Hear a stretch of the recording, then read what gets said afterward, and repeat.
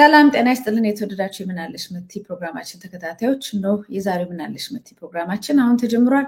ዛሬ ቀኑ ሮብ ነው። በኢትዮጵያን ቀን አቆጣጠር ሰኔ 11 2017 ዓ.ም ነው።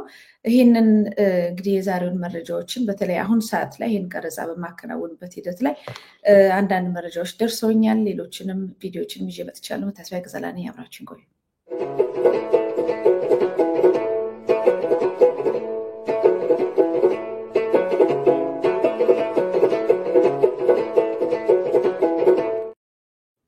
እንግዲህ ሰሞኑን እንደተከታተላችሁት ከጠቅላይ ሚኒስትሩ ከተለያዩ ማህበረሰብ አባላት ጋራ ከመምህራን ጋራ እንደዚሁም ከከያኒያን ጋራ ከአርቲስቶች ጋራ ከመሳሰሉት ጋራ ውይይት እያደረገ ነበረ። በየቀኑ ያው ውይይት ይባላል እንጂ የሚያወድሱ ሰዎችን ወደፊት ማምጣት ውዳሴውን መቀበል እና ከዛ በኋላ ሌሎቹን መገሰጽ ሌሎቹን ማስፈራሪያ ይሄ የሚተቹትን ጥያቄ የሚያነሱትን ማሸማቀቂያ የሚመስሉ መድረኮች ናቸው በየጊዜው እየተነሱ ያሉት እና ያው ብዙ ጋራ እንደው ለትዝብት የሚበቁ ብዙ ሰዎች አሉ።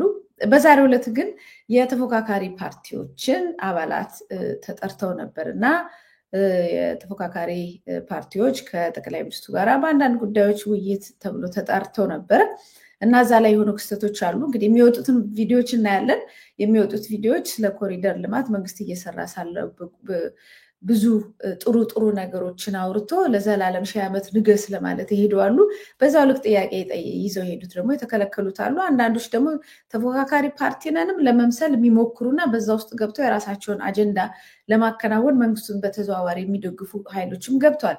ከዛ ውስጥ ይህንን ነገር ሳይስማሙ ስብሰባ ረግጠው የወጡ የኢሃፓ ፓርቲ አባላቶች ይገኙበታል። በአሁኑ ሰዓት ወጥተዋል። ምንድነው የሆነው? ከሄዱ በኋላ ሁሉም ጥያቄውን መቼም መንግስት እንነጋገር ሲል መነጋገር ግድ ነው። የስራው አንድ ጸባይ ነው። ያንን ወንበር እስከያዘ ድረስ ከመንግስት ጋር መነጋገር ግድ ነው ብለው ጥያቄያቸውን ይዘው በኢትዮጵያ ሕዝብ ጉዳይ ላይ ጥያቄያችንን ይዘን ሄድን ነው የሚሉን። ከዛ በኋላ እዛ እንደገቡ የተመረጡ ሰዎች ብቻ ጥያቄ እንዲጠይቁ ተደረገ። በአብዛኛው ውዳሴ ነው። ስለ ኮሪደር ልማት ስለመሳሰሉት ጥሩ መንግስትን አወዳሽ ነገሮች ብልጭልጭ ነገሮች እነሱ ጥሩ ያላቸውን ሲያወድሱ ቆዩ። እኔ ለማወደስ ውይይት ምን ያስፈልገዋል? በቃ በየድግሱ እየሄዱ ማወደስና መሸለም እኮ ይቻላል። ባለፈው እንዳደረጉት መሸለም እና አዳነች አቤቤ እንደሸለሙት መሸለም ከዛ ደግሞ ቀስቀስ ብሎ ደግሞ ብልጽግና ፓርቲ ስር ያሉ የብልጽግና ትናንሽ የብልጽግና ክንፎች ሆነው መስራት ነው። ይህንን ማድረግ እየቻለ ለምንድን ነው በዛ መድረክ ላይ ይህንን የሚያደርጉት ካላችሁ፣ እዛ ቦታ ላይ ሆነው ሌሎች ጥያቄ ጄኒውን የሆነ የህዝብ ጥያቄ ትክክለኛ የህዝብ ጥያቄ የሚጠይቁ ፓርቲዎች ስላሉ እነሱን ለማሸማቀቅ እና እናንተ ስህተት ናችሁ ለማለት እዛ ሆኖ እሱም ሌሎቹን እየተሳደበ እነዚህ እያሞገሰ እየጠቀመ ስልጣን እየሰጠ ወይም እያበላ እያጠጣ ሌሎቹን የቅጣት ሂደቶችን የሚያሳይበት እና የሚያስፈራራበት ነው እና ሌሎቹም ለባርነት ተዘጋጅተው ነው የሄዱት። መንግስትም ያው መንግስት ነኝ የሚለው አካል ደግሞ ሌሎቹን አሸማቆ ለቅጣት እንደሚያዘጋጃቸው የሚያስፈራራበት መርሃ ግብር ነው እና ጥያቄ ጭራሽ ተከለከሉ። ፓርቲ ውስጥ ያሉት ሰዎች የሄዱት ወደ 4 ይመስሉኛል። ሁሉም ተከለከሉ። እጅ ማውጣት ነው፣ እድል አይሰጥም። መጨረሻ ላይ ጥያቄ ጨርሰናል፣ ከዚህ በኋላ ጥያቄ አንቀበልም ተባለ። ስለዚህ እነዚህ ሰዎች ቁጭ ብለው ከዚህ በኋላ ስድብና የእሱን ዲስኩር የሚሰሙበት ምንም ነገር የለም። የተጠየቁት ጥያቄዎች ደግሞ ተጠየቁ የተባሉት አንዳንድ ፖለቲካ ፓርቲዎች ሲስተማቲክሊ የህዝብን ጥያቄ ይዘው አሁን ፓርላማ አባላት ላይ ታያቸዋላችሁ። አንዳንድ ጊዜ በደንብ ይገባቸዋል። የህዝብ ጥያቄ የሚመስል ነገር ይዘው ገብተው መንግስት ደስ የሚለው ምላሽ የሚሰጥበት ነገር ካለ ጥያቄው እንዲገባ ያደርጋል። ለምን? አዎ ጥያቄው ተጠይቋል ተነስቷል እንዲባል ማለት ነው። እና እንደዚህ አይነት ነገር ጥያቄዎች ተጠይቋል። አሁን ኢህአፓ ቁጭ ብሎ ሌሎች የጠየቁትን ጥያቄ ምላሽ እሱን የማይወክል ህዝብን የማይወክል መስማት፣ በዛው ልክ ደግሞ የጠቅላይ ሚኒስትሩ ዲስኩር እና ስድብ ማስጠንቀቂያ መስማት ነው እጣ ፈንታው የሚሆነው። ስለዚህ ይህንን አንቀበልም ብለው ያው እንደምታውቁት ጠቅላይ ሚኒስትሩ በጣም ውደሳ ይወዳል። በራሱ ፍቅር የወደቀ ሰው ነው። ስለዚህ እሱ እየተናገረ እሱ እንትን እያለ ሌሎች ሰዎች ጥለውት ሄዱ ማለት ከፍተኛ ጉዳት ነው። ስለዚህ እነዚህ ሰዎች በሴራ በቀል እንደደረሰባቸው ሁሉ እነሱም ስብሰባውን ረግጠው በመውጣት ተበቅሏል አልፏል ማለት ነው። ፕሮቴስት አድርገዋል ማለት ነው። ይህንን ተቋማቸውን አሳይተዋል።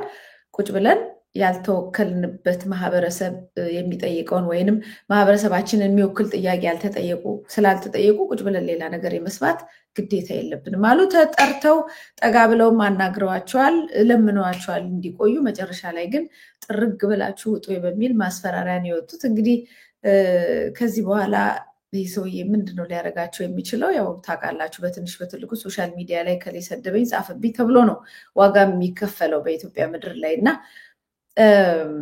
ምን እንደሚያደርጋቸው አላውቅም። እነሱ ግን ይሄንን ውሳኔ አድርጓል። የዛሬው ብሬኪንግ ኒውስ ነው ይሄንን ማድረጋቸው። በእውነት ከፍርሃት ነፃ መሆናቸው የማያምኑበት መድረክ ላይ እንደዚህ አይነት የተወሳሰበ የኢትዮጵያን ሕዝብ የማይወክልና በኢትዮጵያ ሕዝብ ላይ የሚዘባበት ሕዝብ እያለቀ እየተራበ እና እየደማ ባለበት ሁኔታ ውስጥ ስለ ዛፍና ስለ ቅርንጫፍና ስለ ብልጭልጭ ነገር እያወራ ውዳሴ ማቅረብ በራሱ ህዝቡ ላይ መዘባበትና ስድብ ነው።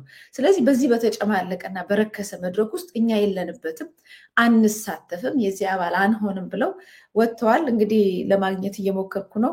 ጤና ይስጥልኝ አቶ ይስሐቅ ወልዳይ። በአጋጣሚ እየጠበቅኩ ቀረጻ ላይ ያለውን የደወልክልኝ፣ መነጋገር እንችላለን? እንችላለን። በጣም ጥሩ፣ በጣም ጥሩ ጥሩ ሁኔታ ላይ ካለ እንግዲያው አቶ ይስሐቅ ወልዳይ እጅግ በጣም አመሰግናለሁ መረጃውንም ስላዘጋጀልኝ። ኢህአፓ ዛሬ ረግጦ ወጥቷል።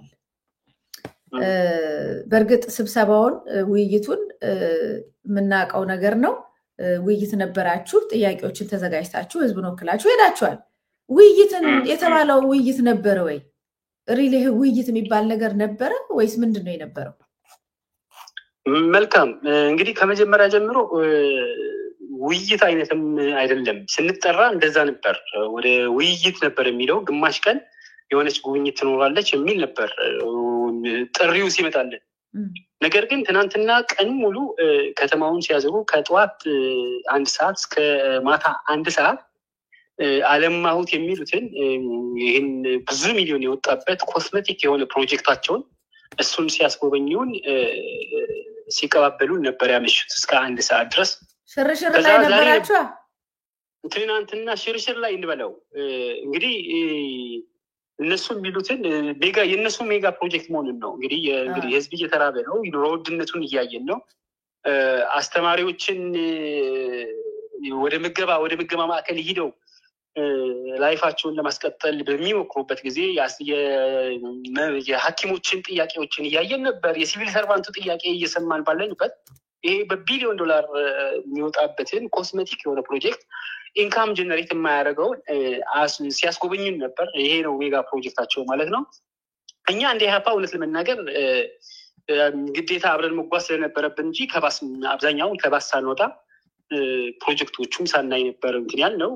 ጉዳያችን እሱ ስላልነበረ አሁንም በተመሳሳይ ወሳኝ የሆኑ ጥያቄዎችን ለመጠየቅ ነበር እሳቸው ጋር ሄድነው። በተለይ በአማራና በኦሮሚያ ክልል እየተደረጉ ያሉ ደም አፋሳሽ ጦርነቶችን ጠማቂነታቸው ወይም ደግሞ የእርስዎ መንግስት የብልጽግና መንግስት እነዚህ ጦርነቶችን እንዲቆሙ አይፈልግም፣ ስልጣኑን ኤግዚስት የሚያደርገው ወይም ደግሞ የስልጣን ማስቀጠያ ብቸኛው አማራጭ አድርጎ እየቀጠለ እንዳለ ይታሰባል፣ እርስዎ ምን ይላሉ የሚል ጥያቄዎች እና እሳቸውን በተለይ ሀገራዊ ምክክር ኮሚሽን የሚሉትን እኛ የምንለው የብልጽግና ምክክር ኮሚሽን ነው። ስለዚህ ይሄ ሀገራዊ ምክክር ሁሉም ያካተተ በተለይ ደግሞ በጦር ግንባርም ሁነው እየተዋጉ ላሉ ኃይላትን ጭምር የሚያሳትፍ ከብልጽግና እጅ ወጥተው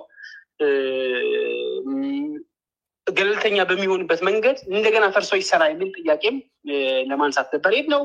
የኑሮ ውድነቱም በጥያቄዎቻችን መሀል አንስተናል። በተለይ ይሄ ተአምራዊ ለውጥ የሚሉትን በቅርብ ጊዜ በሚዲያ ቀርበው ተአምራዊ የሆነ ለውጥ አምጥተናል ያሉትን እኛ ተአምራዊ ማዕት በህብረተሰባችን በህዝባችን ተአምራዊ ማዕት እንጂ ተአምራዊ ለውጥ እንደሌለ ሊያሳይ የሚችል ጥያቄ ተዘጋጅተን ነበር ነው ሄደው። ከገባን በኋላ ከጠዋቱ 3 ሰዓት አካባቢ ነው እንትን የተጀመረው። በሚገርም ሁኔታ አብዛኛው ፓርቲዎችን ሲጠይቋቸው የነበሩ ጥያቄዎችን ከመወድሰ አብይ ነው የሚጀምሩት። ከመወድሰ አብይ ይጀምራሉ። እነዚህ በጠቅላይ ሚኒስትሩ ሀሳብ አመንጭነትን የተገነቡ የኮሪደር ልማቶችን እንደ ትልቅ ምስጋና እንደሚቸራቸው አብዛኛው በምስጋና የተሽጎረጎደ አይነት ጥያቄዎችን ነበሩ። አንዳንድ ጥያቄዎችም መሰረታዊ ጥያቄ የሚመስሉ ግን ደግሞ ታከው በገደምዳሜ የሚጠየቁ እንጂ ወደ ዋናው ነጥብ የሚገቡ አልነበሩ።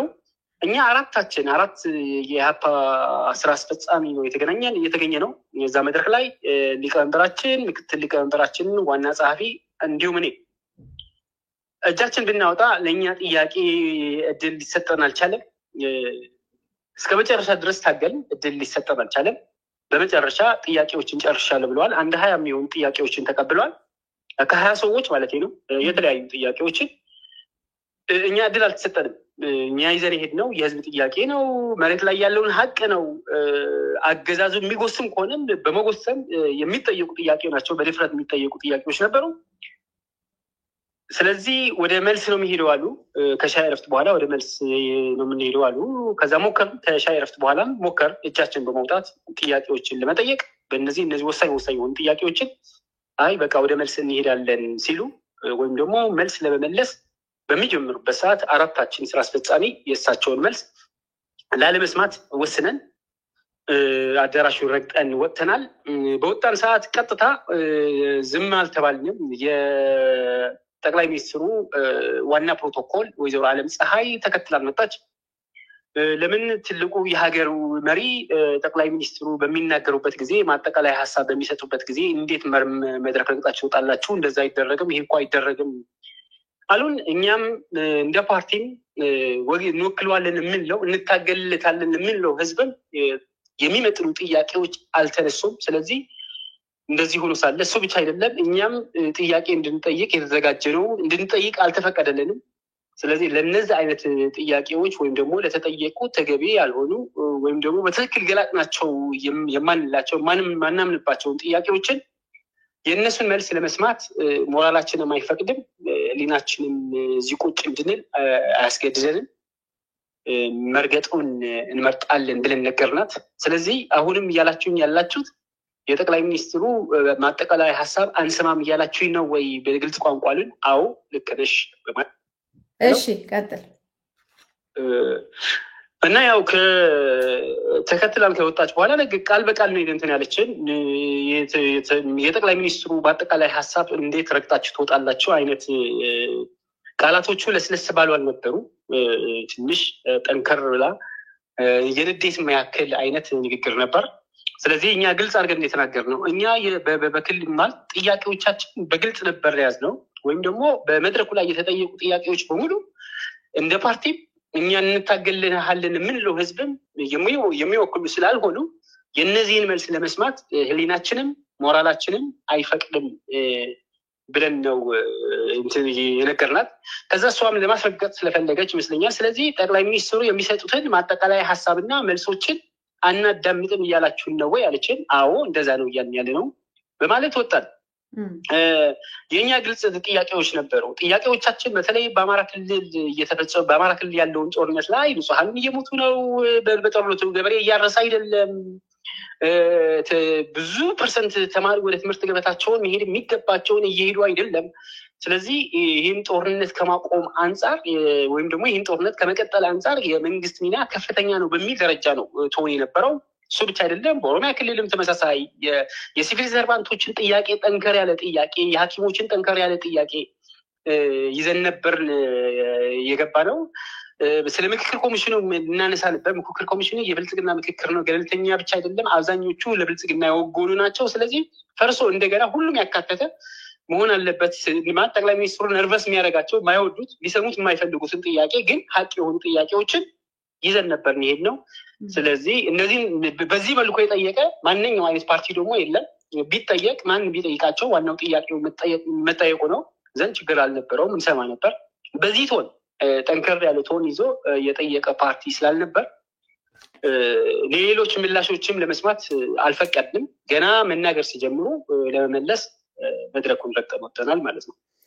በጣም ጥሩ። አሁን እኔ ሁልጊዜ ጠቅላይ ሚኒስትሩ ማንኛውንም ውይይት ምናምን ሲያደርግ መጀመሪያ የሰራቸውን ብልጽግና ፕሮጀክቶች ያስጎበኛል። ያልጎበኘ ያንን አይቀመጥም፣ አያገኘኝም፣ ቁጭ ብሎ ሊያናግረኝ አይችልም የሚል አቋም አለው እና ያ አቋሙ ግልጽ ነው። ሄዶ ሰው ያው እንደምታውቀው በዛ ልቡ የሚማልልም ስለማይጠፋ ድግስ ተደግሶ እንክብካቤ ተደርጎለት እየሄደ በየቦታው ላይ የተሰሩ ህንፃዎችና ብልጭልጭ ነገሮችን ምናምን ሰምቶ ይመጣና ሙሉ በሙሉ የሰብአዊ መብት ጉዳይን የህብረተሰቡ የኑሮን ሁኔታ የሀገሪቷ ሉዓላዊነት የመሳሰሉትን ነገር እንዲረሳ የሚያደርግ እንትን ነው። መርፌ ነው የሚወጋው በጉብኝቱ ማለት ነው። እና እናንተ መጀመሪያም ሙሉ ቀን ያለ ፈቃዱ ነው ሰው ይታዘዛል። ያው ተዘጋጅቶ ይጠብቃሉ፣ ተገኙ ይባላል። ያለ ፈቃድ ነው ሄደሚ መጎብኘት ያለበት። ፈቃድ አይጠየቅም። እንዲያም የተወሰድነው እኛ ወደ ሱሉልታ የአፍሪካ ልህቀት አካዳሚ ነበር የወሰዱን። ከዛ መኪና ይዘጋጃል፣ መቅረት የለም፣ ወደኋላ መቅረት የለም። በቁጥር ነው ተወጪ ባጃ አለ፣ ጥበቃ አለ። ዘንድ እዛ መቅረት አትችይም። መቅረት የምትችይው ብቸኛው አማራጭ ያለውን ባሱን ሲቆም በባሱን መቆየት ይቻላል። የተለያየ ምክንያት ሰጥቶ መቆየት ይቻላል። እዛ ቦታው ድረስ ግን መሄድ ግድ ነው። ይህንን ያልተካፈለ ወደ ውይይት መካፈል አይችልም። ይሄ በሁሉም ነው የሚያደርጉት። በአርቲስቶችም አይተናል፣ በሌሎችም ሲያደርጉ አይተን፣ በሁሉም ዘርፎች አስተማሪዎችም ጭምር ምናምን እና እሱ ብቻ አይደለም። ግን አሁን ዛሬ የተሰበሰቡትን ጭምር በቀጣይም አሁን የሰራኋቸው ያሉትን እናስጎበኛለን አይነት ጎርጎራ ምናምን የሚባሉትን ለማስጎብኘት ቃል ገብተው ነው እዛ መድረክ ገና ጥያቄዎችን ወደ መልስ ከመሄዳቸው በፊት ለሱም ቃል ገብቷል። እኔ ግን የፖለቲካ ፓርቲዎች በተለይ አብዛኞቹ የፖለቲካ ፓርቲዎች ስሜታቸውን የታዘቧቸው ነው የሚመስለኝ። እኛ ግን እንደ ፓርቲ ካሁን በኋላ ጠቅላይ ሚኒስትሩ ምክንያቱም እኛ አሁን የህዝብ ድምፅን በዛ መድረክ አስተጋብተን ለመውጣት ነበር ሀሳባችን። ይህንን ዛሬ አልተሳካም። መድረኩ በመርገጥ ገልጸናል። ካሁን በኋላ ግን ያው በጠቅላይ ሚኒስትሩ የሚያዘጋጇቸው እንዲህ አይነት ፓኬጆችን ላለመገኘት እንደ ፓርቲም እንደ ግለሰባትም ወስነናል ማለት ነው። ምክንያቱም አስፈላጊ አይደለም ካሁን በኋላ ወጪም ይኖረዋል አይደል? ይህን ሁሉ ህዝብ ወስዶ ማንሸራሸር እና ማስጎብኘት የራሱን የሆነ ወጪ አለው እና ይሄ ሁሉ ወጪ የሚወጣው ከዛ በኋላ ተመልሶ ወደ አዳራሽ ሲመጣ ውዳሴ ብቻ እንዲያቀርብ ነው። እና በዚህ ሁኔታ ነው የተካሄደው። ውዳሴም ብዙ ቀርቦላቸዋል በጉብኝቱ መሰረት። ሁሌ ነው ከእሳቸው ጋር ውይይት የሚደረግበት ጊዜ ላይ አይተህ ከሆነ በእንደዚህ ባዩት ነገር የሰከሩ ሰዎች ሁሉ ጊዜ አስተያየት ሲሰጡ እንሰማለን። እና ይሄን መድረክ በዚህ ደረጃ የሰውን ህይወት በትናንሽ ቁሳቁስ የሚያጣፋ እና የሚረሳ ፖለቲካ ፓርቲ መኖሩ ራሱ አደገኛ አይደለም ወይ? በህዝብ ስም እዛ ቦታ ላይ ተቀምጦ በጣም ነው የሚያሳዝነው። አንደኛ ሀብቱ የህዝብ ሀብት ነው። እንግዲህ በህዝብ ሀብት መሰረት ተደርጎ ፕሮፓጋንዳ እየሰሩ ፓርቲዎችን እያከሰሙ ያሉት በጣም በሚገርም ሁኔታ ፓርቲ የራሱ ዓላማ የራሱ ቁመና ትተው አብዛኛው ማለት ይቻለች በተለይ ጥያቄዎችን በሚያነሱ ጊዜ ወደ ግለሰብን ወደ ሲቪ እንደማስገባት አይነት ጥያቄዎችን ሲነሳ ነው የምታዩ። በጣም ነው የሚያሳዝነው። በእርግጥ የአይምሮ እጥበት አድርገው ነው ወደ ስብሰባውን እያስገቡ የነበሩት እና ወጪው በጣም ብዙ ወጪ ነው። ቀላል ወጪ አይደለም። ከክፍለ ሀገር የሚመጡ አሉ፣ ከዚህ የሚመጡ ይኖራሉ። ወጪዎቹ ብዙ ነው የሚሆነው። በጣም ብዙ ወጪ ሊሆን እንደሚችል የሚታወቅ ነው። ዘን እነዚህ ወጪዎች ደግሞ የሀገር ሀብት እንጂ ምንም አይደለም። ደግሞ ፎርናቲንግ ለአንድ ፓርቲ ገጽታ ግንባታ ሲባል እንዲያም ከአንድ ፓርቲ ብለን ማጥበብ እንችላለን። የአንድ ግለሰብ የፖለቲካ ገጽታ ግንባታ ሲባል የሁሉን ፈሰስ ይደረጋል። ግን ይህንን ለምሳሌ ዝም ብለን ስንየው እነዚህ ፕሮጀክቶችን በመጎብኘት የሚገኝ ፋይዳ ምንድን ነው? እውነት እነዚህ ኮስሜቲክ የሆኑ ፕሮጀክቶች የኢትዮጵያ ሙሉ ገጽታ ይወክላሉ ወይ? አሁን በኦሮሚያና በአማራ ክልል፣ በትግራይ፣ በሌሎች አካባቢዎች ይሄ ነው ያለው የኖረ ሁኔታው እንዲህ ነው፣ ያብረቃረቀ ሁኔታ ነው ያለን። ኮስሜቲክ ነው ሁሉም ነገር። እሱን ያው ህዝቡ በደንብ አድርጎ ስለሚረዳው ነገር ግን ትልቁ ዓላማቸው ይመስለኛል ጠቅላይ ሚኒስትሩ እያደረጉ ያሉት ለቀጣይ ያለምንም ተፎካካሪ የእሳቸው መንግስት የእሳቸውን ስርዓት ማስቀጠል የሚችሉበትን መንገድ እያበጁ ነው። በተለይ የፖለቲካ ፓርቲዎችን በሙሉ ወደ ራሳቸው በራሳቸውን ወጥመድ በመጣል ከስራቸውን ላይ በማድረግ በቀጣይ ለሚኖር ምርጫ ከነ አጃቢን አሰልፈው ብቻቸውን እንደገና የሚቀጥሉትን 5 ዓመታት ወይም ደግሞ 6 ዓመታት መሪ ሊሆንበት የሚችሉ መደላድል እያመቻቹ ነው። በምን? በህዝብ ሀብት እና ይህን የተገነዘብ ነው። መልካም ጥሩ አባባል ነው። አጃቢ ነው የሚሆነው ማለት ነው። ሌላው አጃቢ አበጅተው ሌላውን አስወግደው ብቻቸውን ተወዳዳሪ የሚሆኑበት ምርጫ ሊመጣ ይችላል። እሱን የምናየው ነገር ነው። ወደ ምርጫ አለ ወይ በዚህ ሁኔታ የሚለው ነገር ግን እናንተ 2 ጊዜ ነው አሁን ፕሮቴስት ያደረጋችሁት የተቃወማችሁት። አንደኛ የአይምሮ እጥበቱ ላይ አልተሳተፋችሁም። ሄዳችሁ ከመኪና እንወርድ በቃ አንጎበኝም አላችሁ። ሁለተኛ ደግሞ ምናልባት ጠቅላይ ሚኒስትሩ በጣም የሚጠላው ነገር አለመከበር አለመወደስ ነው። ከዛም አልፎ ልክ ንግግሩን ረግጦ መውጣት ይህን ነገር ፐርሰናሊ ነው የሚወስደው። በግሉ በጣም የሚያበሳጨው ነገር ሊሆን ይችላል እና ምናልባት ከዚህ በኋላ ለሚመጣው ነገር ላይ በቀል ሊያሳርፍባችሁ ይችል ይሆናል የሚል ስጋት አድሮብኛል። እናንተ ምንድን ነው የተሰማችሁ? መልካም እኛ ልክ እንደወጣን የገበገም ነው ብዙ ምክንያቱ በእርግጥ እነዚህ ሶስት ዜና ስንወስን ያን ይዛን የወሰን ነው ጥያቄ ማናስተናግድ ከሆነ እድል ማይሰጠን ከሆነ እንትን ላለን ተቋምን መድረክ እንረግጣለን እንደ ሌሎቹ ለእነ አዳነች አቤቤ እንዳደረጉት ሽልማት እንደገና እንሸልማለን የሚሉ ከሆነ እዛ ፊት ለፊት አካሄድ ብለን ፕሮቴስት እናደርጋለን። ተመካክረን አስበንበት መሄድ ነው። ሪስኩ ከትናንትና ይልቅ በበለጠ ሊሆን እንደሚችልም አስበንበታል። በተለይ ጥያቄዎችን በሙሉ ሁሉም የፖለቲካ ፓርቲዎች ወይ ደግሞ እድል ያገኙ የፖለቲካ ፓርቲዎችን ሲጠይቁ በስርዓት ቁጭ ብለን ስናዳምጥ ቆይተን እጃችንም ስናወጣ እድል እንድንሰጥ ስንጠይቅ ቆይተን እሳቸውን መልስ ለመመለስ በሚሞክሩበት ጊዜ መድረኩ ረግጠን መውጣታችን መናደዳቸውን እውን እንደሚሆን ይታወቃል። እሱ ብቻ አይደለም፣ መናደዳቸውን ስላስረገጠን ነው ዋና ፕሮቶኮላቸውን ወይዘሮ አለምፀሐይ ተከትለውን በር ድረስ ለዛም አስጠርተውን በጣም ርቀን ሄደን ነበር ከአጥሩ እና እንደገና ተመልሰው አስጠርተውን ነው በዛ ያሉትን ሪፐብሊካን አስጠርተውን ነው እንደገና ያናገሩን። ለምንድነው የወጣቸው የሚለውን ቀደም የገለጽኩት የወይዘሮ አለምፀሐይ እና የኛ ንግግር ማለት ነው ዘንድ ሊናደዱ እንደሚችሉ ሊበቀሉ እንደሚችሉ ስልኩ ያስቸገረ ነው። ስሙን ሲያጠለሹ እንደነበር ይታወቃል። እንደ ፓርቲ ብዙ ዋጋ ሊያስከፍለንም ይችል ይሆናል። ግን የተቋቋምንበት ዓላማ የምንታገለት ህዝብ በዚህ ደረጃ መሆን አለበት ብለን ስለምናምን ሪስኩም ለመውሰድ ነገ ሊከሰቱ የሚችሉ ሊደርሱብን የሚችሉ መንገላታት፣ መታሰር፣ መሰቃየት፣ ሌሎችም ሊሆን ይችላሉ፣ መታፈን፣ እነዚህም በሙሉ ለመቀበል ዝግጁ በመሆን ነው እነዚህን ያደረግነው እንጂ ሁሉም ቀላል ይሆናል ስለተናገር ምንም አይሉም የሚል ሀሳብ ኖሮንም አይደለም። መልካም አቶ ይስሐቅ በበኩሌ ጨርሻለሁ። ምናልባት ግን አሁን በተናገርነው ላይ እንደዚህ አይነት ውርደትን የሚቀበል አይመስለኝም። ጠቅላይ ሚኒስትሩ በጣም ፌስቡክ ላይ ስሜን ጻፋችሁ ሰደባችሁ ብሎ ነው ህዝብን የሚያስረው የሚያንገላተው ብዙ ዋጋ የሚያስከፍለው እና ምናልባት የሚመጣም ነገርም ካለ ህዝቡ ሊያውቀው ይገባል የምትሉት ነገር ሀሳብ ካለ ወይ መልእክት ካለ ይህንን እድል ልስጥ። ያው እኛ ማድረግ የሚገባን ያደረግነው መቼም የሰራነው ወንጀል የለም። ይዘነው ሄድነው ጥያቄ አለ፣ የህዝብ ጥያቄ ነው፣ የፓርቲያችን አቋም ነው። እኛ ለከንቱ ውዳሴ አልተመሰረትንም። የራሱ የሆነ ታሪክም አለው እንደ ፓርቲ ዘንድ ነገ ከነገ ወዲያ ያው እንግዲህ ህዝብ ይወቅልን ነው። ነገሮቹ እንኳን ቢሆኑ የዳቦ ስም ታርጋ አንዳንድ እንትኖች ነበሩ፣ ፍንጮች ስለነበሩ ነው እዛ መድረክ ላይ ከጽንፈኛ ቡድን ላይ በመሰባሰብ ያበራችሁ የምታብሩ የፖለቲካ ድርጅቶች አላችሁ የሚል አንዳንድ ፍንጮች ስለነበሩ እዛ መድረክ ላይ ይህን መሰረት አድርገው የሆነ ታርጋ ለጥፈው የሆነ ነገር ሊያደርጉ ይችሉ ይሆናል። ግን ዋናው የሚለጠፍ ታርጋ ሳይሆን ዋናው ምንጩ ሊሆን የሚችለውን ዛሬ ባደረግነው ተጋድሎ ነው ሊሆን የሚችለው። ህዝቡን ይህን እንዲያውቅ ነው የምፈልገው። አመሰግናለሁ። እጅግ በጣም አመሰግናለሁ አቶ ይስሐቅ ወልዳይ። መልካም እንግዲህ ተመልካቾቻችንና አድማጮቻችን እንደሰማችሁት ነው። እንግዲህ የሆነው ነገር እንደዚህ ነው።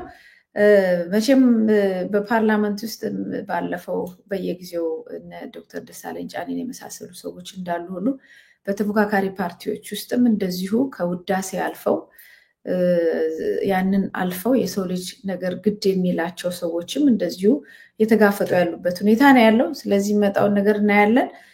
ሌላው ማህበረሰብ በተለይ አዲስ አበባ ላይ ያለው ማህበረሰብ በሰፊው ወይም በየአቅጣጫው በእርግጥ ኢህአፓ በየክልሉም እንትኖች አሉት።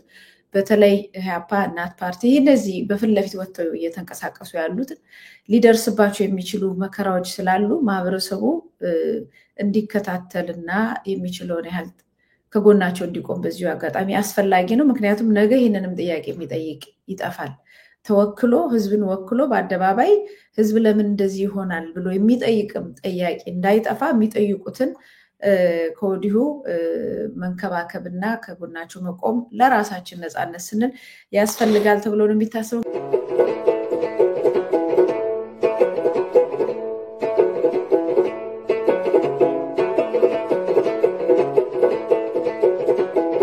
ግን እዛ መድረክ ላይ ለቀረቡ ሰዎች ሌሎችም እንደዚሁ በየአቅጣጫው ሲያናግሯቸው ስለነበሩ ሰዎች መወድ ስለሚያቀርቡ ሰዎች እውነት አንተ ከሰማይ የተላክ ጥሩ ገዣችን እኛም ጥሩ ባሪያ ነን ያሉ ሰዎች በተለይ ለህዝብ ነው የቆምነው ህዝብ ሀብታችን ነው ያሉ አርቲስቶች ወይም ለህዝብ ነው የቆምነው በህዝብ ስም ተወክለናል ብለው ማህተም የቀረጹና ፖለቲካ ፓርቲ የመሰረቱ ሰዎች አንዳንድ የህዝቡን የሚለውን ነገር የሚፈልገውን ነገር ቢያውቁ ጥሩ ነው። ምናልባት ስለ ኮሪደር ልማትና ስለ አንዳንድ ነገሮች ያወሩ ሰዎች ኢትዮጵያ ውስጥ ህዝብ በረሃብ በር ተዘግቶበት እንደሚሞትስ ያውቃሉ ወይስ ግድ የላቸው? የትኛውን ነው የሚመርጡት? የአዲስ አበባ ጎዳና ተብለጭልጮ ማየት ነው የሚመርጡት ወይስ የሰው ልጅ ከሞት እንዲድን የማድረግ ስራ ላይ እንደው ነፃነቱም ይቅር ቢያንስ ከረሃብና ከሞት ከስቃይና ከስደት እንዲድን የማድረግ ነገር ነው ወይ አይምሯቸውን የሚገዛው የሚለውን ነገር አይተነዋል በግልጽ እንዳልሆነ። ግን እንደው ለማስታወሻ ያህል ቪዲዮ ያው ብዙ ጊዜ መንገደኛው መልእክተኛው የመሳሰሉ ብዙ እርዳታ የሚሰጡ ሰዎች አሉ። በየቤቱ ሲገቡ የሚያሳዩን ጉድ ኢትዮጵያ ውስጥ በዚህ ዘመን ይሄ ዘመን የመቅሰፍት ሰው በረሃብ የሚያልቅበት ማንም ለሌላ የሚደርስበት ሁኔታ የሌለ በጣም ከባድ ችግርና መከራ ያለበት ዘመን እንደሆነ ነው የሚነግረን ዘመኑ።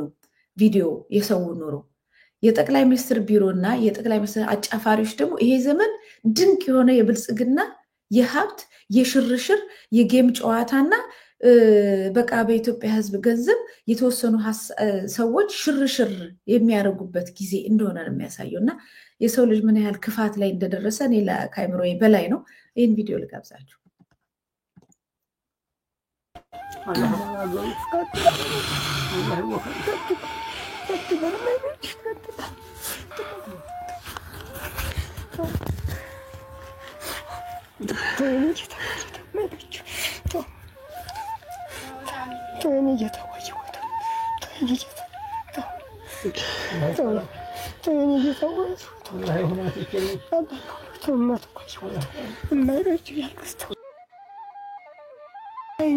ተቃጠለ እሳት አይምሮ የተነሳ ይሄ ራስ የፈረሰ ጥላ አምስት ዓመት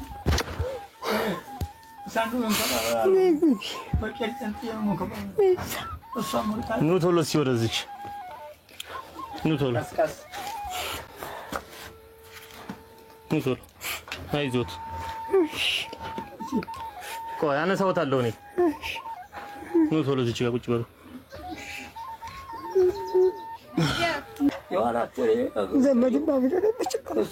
አይዞት ይኒና ችግር የለም አይዞት አታልቅሱ ችግር የለም አብሽሩ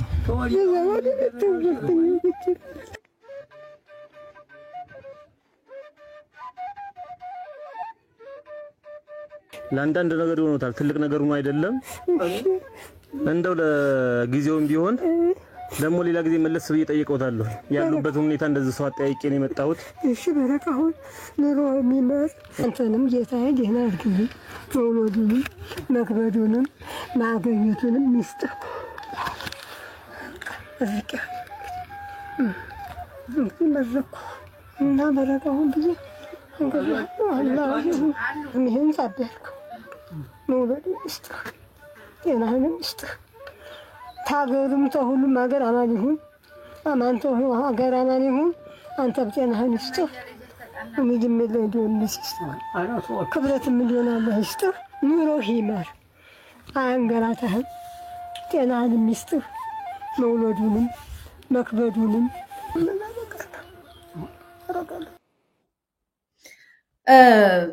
ይሁን እዚሁ ላይ አንዴ ቪዲዮ ትንሽ ደቂቃ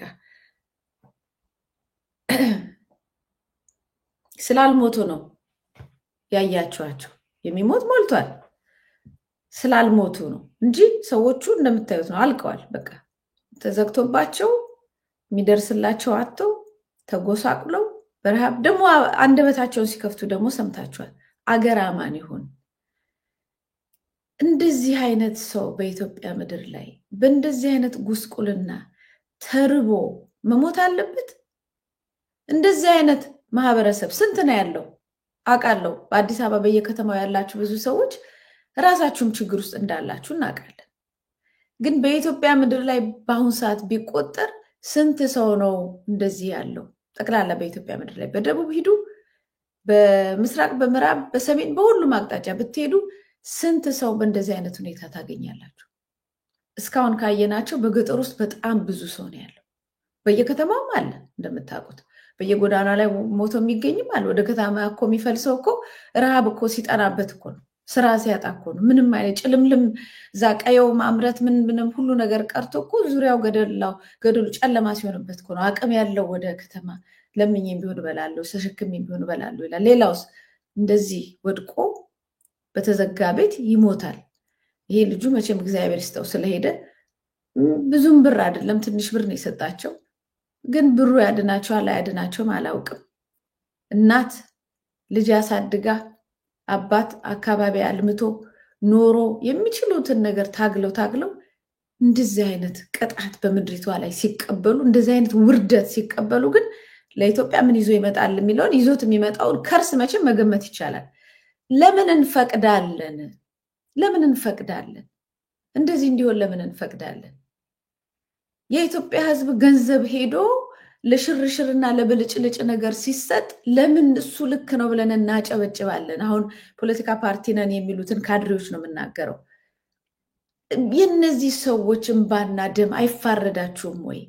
ወታችሁ መንግስት የመዝናኛ ቦታ ሲሰራ ይሄ መንግስት በእውነት ቅዱስ ነው ብላችሁ እንደዚህ አይነት ዜጎች ሲሞቱ አላየንም አልሰማንም ብሎ ማምለጥ ይቻላል ወይ? በምድር ብታመልጡ በሰማይ የማታመልጡት ነገር ነው። እንዲህ ህሊናችሁስ፣ ልጆቻችሁስ፣ ዙሪያችሁ ያለው የሚታዘባችሁስ ማህበረሰብ እንዴት ነው የሚያያችሁ? ሌላው ማህበረሰብ እንደው ዝም ያለው ሁላችንም ውጭም ያለነው ውስጥም ያለነው ኢትዮጵያ ውስጥ በተደጋጋሚ በተለያዩ ድርጅቶች የወጣ ሪፖርት አለ። ሪፖርቱ አብዛኛው ማህበረሰብ በሚሊዮኖች የሚቆጠር ማህበረሰባችን ለከባድ ረሃብ፣ ጉስቁልና፣ አስቸኳይ እርዳታ የሚያስፈልገው ከዛ ደግሞ በሂደት ደግሞ የሚጎዳ ጫፍ ላይ ያለ ማህበረሰብ በሚሊዮኖች የሚቆጠር ነው። እርዳታው ደግሞ እየቆመ ነው እንደምታውቁት። እርዳታ የሚሰጡንም እየቆመ ነው። አሁን ደግሞ በቀደም የአሜሪካ መንግስት ራሷን ችላ ኢትዮጵያ መቆም አለባት ብሏል። አዎ መቼስ ሁልጊዜ አይረዳ። በተለይ ኢትዮጵያ ጠግብ ያለው ብላ ሽርሽር መንገዶችን፣ ጎዳናዎችን፣ ኮሪደር ልማቶችን ወይም ቤተመንግስቶች ብዙ ገንዘብ እያወጣ ቤተመንግስት የሚገነባ መንግስት ካለ ተርብ ያለው ብሎ ለመጠየቅ ለመለመንም አደጋች ነው የሚሆን። ስለዚህ እንግዲህ ጥያቄያችሁ ተመልሷል ማለት ነው። ስለዚህ ራሳችሁን ችላችሁ ቆሙ እያሉ ነው። ዋጋ የሚከፍለው ማን ነው? ይሄው እናቶቻችን ተዋርደው እርቃናቸውን እንደዚህ በአጥንታቸው ቆመው ደርቀው በእንደዚህ አይነት ሁኔታ እየተሰናበቱ ይሄዳሉ። ስንት ሺህ ቁጥር እንዲቀንስለት ሊፈልግ ይችላል መንግስት። ይሄ መንግስት መቼም እኔ ሰይጣንም የሚቀናበት ይመስለኛል። ብዙ ቁጥር መነሳቱ መቀነሱ ደስ ሊለው ይችላል ብዬ ነው የማስበው። ምክንያቱም አላስፈላጊ ዜጋ ይበዛል። በጣም ጥቂቶችን ይዘን ብልጽግናን የሚቀበሉ ድሃ ያልሆኑ ወደታች የማይጎትቱን አይምሯችንን የማያዳክሙት ደስ ብሎን ብቻ ያለውን ብልጽግና እየተዝናኑ የሚኖሩ ባለ ሀብቶች ወይም ትንሽ ደህና የሆኑ ሰዎችን ብቻ ይዘን እንቀጥላለን ነው። እንደምታውቁት በየአንዳንዱ ቦታ የአብይ አህመድን ወንጌል ሰባኪዎች የኔ ቢጦች የሰይጣን ማረፊያ ናቸው። እነዚህ ድህነት፣ እብደት የመሳሰሉትን እብድ እንኳን ከተማው ላይ ጠፋ። እነዚህ ለማኞች ድሃዎች የርኩስ መንፈስ ማረፊያ ናቸው እስከማለት ድረስ በየመድረኩ ወጥተው ሲናገሩ አይታችኋል። ይህንን ነው የሚያስቡት የአሁን ብልጽግናዎች። እነዚህ ድሃዎች በእግዚአብሔር እጅ የተፈጠሩ እግዚአብሔር ለነፍሳቸውም ለስጋቸውም ግድ የሚላቸው ዜጎች አሁን መንግስት ነኝ በሚለው ባለስልጣናት ላይ ቆሻሾች ናቸው። መወገድ ያለባቸው አላስፈላጊ እነሱን ጎታቾች ናቸው ተብሎ ነው የሚታሰበው። ስለዚህ ከሰው ወገን ነው ይሄ ሰውዬ ወይም እነዚህ ሰዎች ወይስ ከሰይጣን ወገን ናቸው የሚለው እናንተ አስቀምጡ። እኔ ክሊርሊ ከሰው ወገን እምነትም ካለው አምልኮ ነው የሚሆነው፣ የሰይጣን አምልኮ ነው የሚሆነው። ለምን በጭካኔና በደም ማፍሰስ የሚረካ ድሃዎችን የሚጠላ እርግማን የተሞላበት ወንጀለኛ ሰይጣን ተከታይ ነው እንጂ የሚሆነው የመልካም አምላክን ለሰው ልጅ የሞተን የተሰቀለን ወይም መጥፎ ነገሮችን ሁሉ የሚጠላ ፈጣሪን የሚከተል አይደለም። ስለዚህ በስራው በሂደቱ በእንቅስቃሴው በእያንዳንዱ ነገር ማንነቱን ትረዳላችሁ፣ ስራው ይነግራችኋል። ስለዚህ እኔ እዛ ቦታ ላይ ነው ያለሁት። ሆኖም ግን ሌላው አብሮ የሚያጨበጭበው ለአብይ አህመድ ያጨብጭብ፣ ለሆዱ ያጨብጭብ፣ ለአጀንዳው ያጨብጭብ፣ ለወንበሩ ያጨብጭብ፣ በዛውም ለሰይጣን እያጨበጨበ እንደሆነ ሊያውቀው ይገባል። አንዳንድ ሰዎች የትም ቦታ ላይ ሆነው እንደ ቀልድም እንደምንም የሚናገሩት ነገር አለ። አንድ ቪዲዮ ሌላ ልጨምርላችሁ፣ ልጁ የሚናገረው ዶክተር ነው ለች ዶክተር አብይ አህመድ ብር አበድረኝም አንተ ዶክተር ነው ለች ዶክተር አብይ አህመድ ብር አበድረኝም አንተ አንዲ 3 ሚሊዮን ብር አይደል 300 ሚሊዮን ብር አበድረኝም አግደላ እና ያን ህዝብ ላሳለፈለት አንድ አውሮፕላን ልግዛና ሁሉንም ወዲ አውሮፓ እንዲያለ ዜጎቹ ልጫናቸው ይገላ የሚለፍልን እና ሰርቼኔ ደግሞ ከፍላለሁ ኢንሻአላህ የ2012 ምናምን ባለፈው 2012 ምናምን ከፍላለሁ እና አበድረኝ። ይሄንን እንደቀላላችሁት ሰዎች የሚናገሩት ዝም ብሎ አይደለም። ያው የብሩ መጠን አውሮፕላን ባይገዛም ልጁ ያለው ምን መሰላችሁ? ይሄንን ህዝብ ላሳልፍለት፣ በቃ ላሳርፈው። ይሄ ህዝብ የሚያርፈው ደግሞ ካንተ ተለይቶ ሲወጣ ነው። በቃ አስወጥቼ ወደ አውሮፓ ልሰደው። በእርግጥ አውሮፓም አሁን ስደተኛ በዝቶባቸዋል ያለው እውነታ ነው፣ እሱ ነው ዋናው። ግን ልጁ ላይ የፈለገው ልጁ ማህበረሰቡ በሀገሪቷ ውስጥ ዋጋ እየከፈለ ነው፣ መኖር አልቻለም። ይሄ ህዝብ የሚያልፍለት ያንን ቺን ሀገር ለቆ ሲወጣ ነው። ብልጽግና ከሚባል መንግስት ስር ነፃ ሲወጣ ነው። ሌላ ሀገር ሲሄድ ነው መኖር የሚችለው። ላሳልፍለት፣ ከዛ ሀገር አውጥቼ ህዝቡን ላድነው ነው እያለ ያለው። ኢትዮጵያ አሁን ዜጎች መከራቸውን የሚበሉባት፣ እረፍት ያጡባት፣ በረሃብ የሚሞቱባት፣ በጦርነት በድሮን የሚጨፈጭፉባት ሀገር ነች። ስለዚህ ይሄንን ነው አንዳንድ ሰዎች የሚናገሩት ነገር እንደቀላል አትዩ። ይሄንን ህዝብ ከዛ ላስወጣውና ወደ አውሮፓ አሸኝቼ ላሳልፍለት። አሁን መኖር አልቻለም፣ በሀገር ውስጥ መኖር አልቻለም። እንግዲህ ጣሊያንም ቢመጣ ማንም አይነት ቀኝ ገዢ ቢመጣ በሀገር ላይ የሚችለውን ያህል ያችን ሀገር ለመውረስ እንቅስቃሴ ያደርጋል አይደል? ህዝብ በሀገራችን ላይ እናንተ ከሌሎች ቦታ መታችሁ ባሪያ ልታረጉን አትችሉም ብሎ ነው በዛ ደረጃ ተዋግቶ የሞተው። ይሄው አሁን እየሆነን ያለው ህዝቡ እየተሰደደ ጥሎ ሀገሪቷን ጥሎ እየሄደ በቃ በሀገሬ ላይ መኖር አልችልም፣ ተስፋ ቆርጫለሁ። አንዳንዱ ደግሞ በር ተዘግቶበት እዚህ ላይ በረሃብ እየሞተ ያለ አለ። ግማሹ ደግሞ ምድሪቷን ለቅቄ የትም ልሄድ ስለማልችል እዚሁ ተጋፍጬ ተጋድዬ ክብሬን አስመልሳለሁ፣ መብቴን አስመልሳለሁ፣ ሰርቫይቭ አደርጋለሁ፣ ለመኖር እድል አገኛለሁ እዚቹ ምድር ላይ ብሎ ደግሞ እየተዋጋ እየታገለ ያለ ነው። ዋናው ግን እውነታው ቅድም ያሳየኋቸው ቤተሰቦች በረሃብ የሚሞቱባት እንደዚህ አይነት ወጣቶች ደግሞ ኢትዮጵያ ውስጥ መኖር እንደማይቻል አምነው ወደ ውጭ ሀገር መሄድ ሌላ ሀገር መሄድ ነው እንጂ ኢትዮጵያ ውስጥ የሰው ልጅ መኖር አይችልም ብለው ያመኑበት ሀገር ነው። ታዲያ ወደ ፖለቲከኞች ስመጣ እናንተ ብቻ እንዴት ነው ይሄ ልታምኑ የቻላችሁት? የኢትዮጵያ ሕዝብ ችግሬ ነው ብሎ የተናገረውን ነገር እየኖረ እየጎሰቆለ ያሳያችሁን ነገር እናንተ ስለጠገባችሁና በቤት እየተንሸራሸራችሁ በድግስ ስለበላችሁ ጎበዞች ስለተባላችሁ እንዴት ነው በዚህ ደረጃ ልትክዱት የምትችሉት? የኢትዮጵያን ማህበረሰብ እንዴት ልትክዱት ትችላላችሁ? ማህበረሰብ ውስጥ ተወልዳችሁ አድጋችሁ እያያችሁት ስቃዩን መከራውን እያያችሁት በዚህ ደረጃ ክህደት፣ ህዝብን ክህደት ደግሞ ታይቶ አይታወቅም። ካድሬ ድሮም ይኖራል። ሽፍታ ምንድነው ባንዳ በጣሊያንም ጊዜ ነበር። በቁጥር ቢታይ ግን በጣም ጥቂት ባንዳ ነው። ለዚህ ነው ማጆሪቲው አብዛኛው ማህበረሰብ ባንድ ላይ ቆሞ የታገለው። በእንደዚህ አይነት ቁጥር የባንዳ ብዛት ያው ባንዳነቱ ዝም ብላችሁ በጸጥታ ተገዙ የሚል አይደለም፣ ጥፉ የሚል ነው። ጥፉ፣ ውደሙ፣ እናንተን በሚያወድመው አካል ላይ አብሬ ቆማለሁ ያላችሁ ሁሉ ነጋችሁ ያስፈራኛል። ነጋችሁ የነፍሳችሁ፣ የስጋችሁ፣ የስማችሁ የታሪካችሁ አጻጻፍ፣ የቤተሰቦቻችሁ፣ የዘራችሁ ሁኔታ ሁሉ በጣም ነው የሚያስፈራኝ። ምክንያቱም በዚህ ቦታ ላይ መጥፎ ታሪክ ጽፋችሁ እየሄዳችሁ ነው። ነገ በሰላም እንዳንኖር እያደረጋችሁ ነው።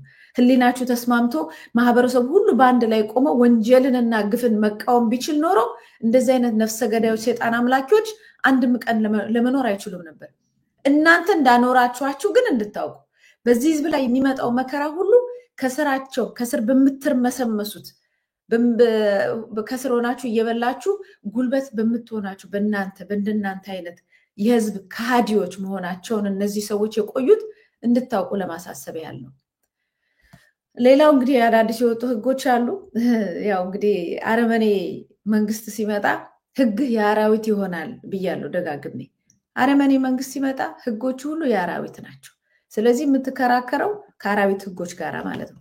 ባለፈው እንደዚሁ 3 ዳኛዎች ራሳቸውን አግልለዋል። ከ20 ዓመት በላይ ያገለገሉ ዳኛዎች በቃ አግልለዋል ራሳቸውን። እዚህ ቦታ መቼም ስማቸውም ከሚጻፍ እስከዛሬ ተጽፏል። ቢያንስ አሁን ራሳቸውን ያወጡበትን ሁኔታ አለ። ሌላው የዜጎችን ደህንነት አደጋ ላይ የሚጥል በፓርላማ አባላት ጥያቄ የተነሳበት አዋጅ በአብዛኛው አይደለም ጥቂት ነው የሚያነሳው እንደምታውቁት ጥያቄ። ሌላው እንዳለ አጨብጫቢ ነው፣ አጨብጭቦ ነው የሚውለው። በአዋጁ ምንድነው የሚለው አዋጁ? በወንጀል የተጠረጠረን ከግድያ ውጭ በማንኛውም መልኩ መመርመር እንደሚቻል ይፈቅዳል። የዜጎች ደህንነት አደጋ ላይ ይጥላል ተብሎ በፓርላማ አባላት በርካታ ጥያቄዎች የቀረቡበት ረቂቅ አዋጅ ጸድቋል። ማንም ያቆመው የለም። የአራዊት አይደለ ህጋችን ጸድቋል። የህዝብ ተወካዮች ምክር ቤት ማክሰኞ ሰኔ 10 2017 ባካሄደው መደበኛ ስብሰባ በወንጀል የተገኘን ንብረት ህጋዊ ማስመሰልና ሽብርተኝነትን በገንዘብ መርዳት ረቂቅ አዋጅን አጽድቋል። እንግዲህ ሽብርተኛን ምናምን በወንጀል እንትን ካልክ ያው በእርግጥ ይሄ የሚደረገው አብዛኛው እነሱ ሽብርተኛ የሚሉት አካል ይኖራል። ሽብርተኛውን ረድተሃል ብለው የሚፈልጉትን ሰው የሚጨፈጭፉበት ነው። ሌላ ምንም አዲስ ነገር የለውም። ቢሆንም ግን በዚህ በኩል በጣም መነካካት ራሱ በወንጀል መነካካት ያስጠይቃል ይልህና እዚህ ጋር ሌላ ወንጀል ደግሞ ራሱ ፈብርኮ ራሱ ያጸድቃል ማለት ነው። አዋጁ በሽብርተኝነት ላይ የተሰማሩ ኃይሎች ለመከላከል የተዘጋጀን ነው የሚል ሽፋን ቢሰጠው በውስጡ ግን ፖለቲከኞችን፣ የሰብአዊ መብት ተሟጋቾችን፣ ባለሀብቶችን፣ ጋዜጠኞችን፣ ታዋቂ ሰዎችን መብት የሚገድብ መሆኑ አንድ የፓርላማ አባል ተናግሯል። አንድ ብናገኝ ነው። ህግ ሲወጣ ተፈጻሚ የሚሆነው ከወጣበት ጊዜ ጀምሮ መሆን ሲገባው ወደኋላ 10 ዓመት ሄዶ ተግባራዊ ለማድረግ መሞከር አግባብ አለመሆኑን ገልጸዋል። አክለውም በማህበረሰቡ ማስረጃዎችን የማስቀመጥ ልምዱ ዝቅተኛ መሆኑ እየታወቀ ይህ ህግ መዘጋጀቱ የተወሰኑ ግለሰቦች ወይንም ቡድኖችን ለማጥቃት ታስቦ እንደሆነ የሚያመለክት ነው። ወደ 10 ዓመትማ ከተመለሰ አብይ አህመድ የመጀመሪያው ተጠያቂ ነው። ከህወሓት ጋራ አብሮ ሆኖ የሚሰራ ኢንሳ ላይ ጋዜጠኞችን፣ ተፎካካሪ ፓርቲዎችን፣ ፖለቲከኞችን የሚሰልል ከዛ ደግሞ በተለያየ ሂደት ላይ ሃይላንድ ተንጠልጥሎባቸው ተገድለው ተረሽነው ብዙ ዋጋ የከፈሉ ኢትዮጵያውያን ላይ በዛ ፓርቲ አባል ሆኖ አስፈላጊውን ወንጀል ሲያስፈጽም እዛ በተለያዩ ቦታዎች ጅማን ጨምሮ የነበሩ ግድያዎች፣ የቤቶች መቃጠሎች፣ ክርስቲያኖች ላይ ኦርቶዶክሶች ላይ የተደረጉት ሂደቶች፣ የጭፍጨፋዎች ጠቅላላ እዛ ላይ ደግሞ በስልጣን ላይ ቁጭ ብሎ ያንን በማስተባበር የሚታወቅ ወንጀለኛ ነው። ስለዚህ ወደኋላ 10 ዓመት ከተመለሰ መጀመሪያ በህወሓትና ህወሓት ውስጥ ያሉ ሰዎች ናቸው መጀመሪያ ተጠያቂ የሚሆኑት። እነሱን ተቃቅፈ እነሱ ደግሞ ይሄንን ህግ አውጪ ሆነው ማንን ሊቀጡ ነው? ከ10 ዓመት በኋላ ወደ ላይ ሄዱ። እነሱ ስልጣን ላይ በነበሩበት ወቅት ያደረጉትን ወንጀል እነሱ ወንጀል ነው ብለው ጸድቀው እነሱ ንጹህ ሆነው ሌላን ማንን ሊወነጅሉ ነው የሚመጡት? በጣም የሚገርም እኮ ነው። ብዙ እንዴ አሁን እኮ ጌታቸው ረዳ እኮ ባለስልጣን ነው አይደለም? ጌታቸው ረዳ ባለስልጣን ነው። አብይ አህመድ ባለስልጣን ነው። በጣም ብዙ በእጃቸው በደም የተጨማለቀ ባለስልጣን ናቸው። ስለዚህ በወቅቱም ባለስልጣን ናቸው፣ አሁንም ባለስልጣን ናቸው። ስለዚህ በፈሰሱት ደሞች በተሰሩት የሽብር ወንጀሎች ህዝብን ያሸበሩትነትን የጨፈጨፉበትን ነገር እንግዲህ ወደኋላ ከተመለሱ ከነሱ ነበር መጠየቅ የሚጀመረው። ግን ምንድነው የሆነው? እነሱ አይጠየቁም። እነሱ ቀጪ ናቸው። የሚፈልጉትን አካል ለመምታት እኛ ኦልሬዲ ወንበዴዎችና ወንጀለኞች እንደሆናችሁ እናውቃለን። ጻድቅ ሆነው ህግ ይዞ መምጣት፣ ህዝብን ለመጨፍጨፍ ምን ህግ ያስፈልጋል? ህዝብን ለማድማት አገር ለማፍረስ ምን ህግ ያስፈልጋችኋል? በቃ ጨፍጫፊ ወንጀለኞች እንደሆናችሁ አገር አይደለም ዓለም ያውቀዋል። በህግ ከለላ ውስጥ የሚገባው እኮ ትንሽም ቢሆን ህዝብን የሚፈራ ተቋማትን የሚፈራ ነገ እጠየቃለሁ ብሎ የሚፈራ ነው። ምንም አትፈሩ። በቃ አይናችሁን በጨው አጥባችሁ በአደባባይ ላይ ጻድቅ ሆናችሁ የመጣችሁ ማንንም የማትፈሩ አደባባይ ላይ ጠቅላይ ሚኒስትሩ እየወጣ ህዝብን የሚሰድብ የሚተች የሚያስፈራራ ለምን ህግ ማድረግ ምን ያስፈልጋል? ዝም ብሎ እንደጀመራችሁ በድሮን በምናምን እንደምጨፈጭፉት እኮ ያንን ማድረግ ነው የምትፈልጉትን ሰው እንጂ ይሄን ያህል በህግ ማውጣትና የሚያስፈልግ ነገር አይደለም። ምናልባት ይህንን ነገር ያደረግነው ብቻችንን አይደለንም ብላችሁ ያንን በድን ከተወሰኑ ሰዎች በስተቀር ያንን በድን ፓርላማ እዛ ውስጥ ያሉትን በድኖች የወንጀሉ አባላትና ተባባሪ አርጋችሁ ለማስገባት ነው ያደረጋችሁት። ጸድቆላችኋል፣ እሱ ተሳክቷል። ስለዚህ እጁን አውጥቶ እጁን እያወጣ እያወረደ እዛ ሲያጨበጭብ የነበረ ነገ በወንጀል እንደሚጠየቅ ማወቅ አለበት። እንዳትረሱት። በሂትለር ጊዜ ያንን ሁሉ ጭፍጨፋ ያደረጉ ሰዎች እስከ መጨረሻው ድረስ እየተሳደዱ ዋጋ እንዲከፍሉ ተደርገዋል። እስከ መጨረሻው ድረስ ክስ ተመስርቶባቸዋል። ከሀገር ለቀው ቢወጡ 90 ዓመት ቢሆኑ አልጋ ላይ ቢተኙ ቢወድቁ አልተማሩ፣ ምህረት አልወረደላቸው። እንደዚህ አይነት ክስ የክስ ጥየቃ እንደሚመጣባችሁ ወቁ። ለዛሬ እንጀራ ብላችሁ ነገ ህይወታችሁን፣ ነፍሳችሁን፣ ስጋችሁን፣ ቤተሰባችሁን ሁሉ አደጋ ላይ ፊውቸራችሁን በደከማችሁ ጊዜ የምታርፉበትን ነገር ሁሉ ነው የምታጡት። ግን ኦልሬዲ አይምሯችሁ አከራይታችሁታልና ለሌላ ይህንን ብናገር አትሰሙም። ሌላው ህግ ሲወጣ ተፈጻሚ የሚሆነው ቅድም እንዳልኳችሁ ወደኋላ 10 ዓመት ሄዶ ተግባራዊ ለማድረግ መሞከር አግባብ አለመሆኑን ገልጿል። አንዳንድ ነፍስ ያላችሁ ወደኋላ ሄዶ ተግባራዊ የሚደረግ ህግ የምናወጣው እውነት ሙስናን ለመከላከል ከሆነ ስርዓቱ ሙስና መገለጫው መሆኑ ኢህአዴግ ሀገሪቱን ከተቆጣጠረበት ግንቦት 2083 ዓመተ ምህረት ወዲህ ጀምረን ለምን አናደርገውም በማለትም ተጠይቋል። በጣም ጥሩ ጥያቄ ነው። ከሆነ አይቀር በወያኔ ጊዜ የሆነ ነገር ነው ለማየት የተፈለገው። እንግዲያው ከግንቦት 20 ጀምሮ ከ83 ስልጣን ከያዙበት ጀምሮ እስካሁኑ ድረስ አሁንም እነሱ ስለሆነ ያሉት ማለት ነው።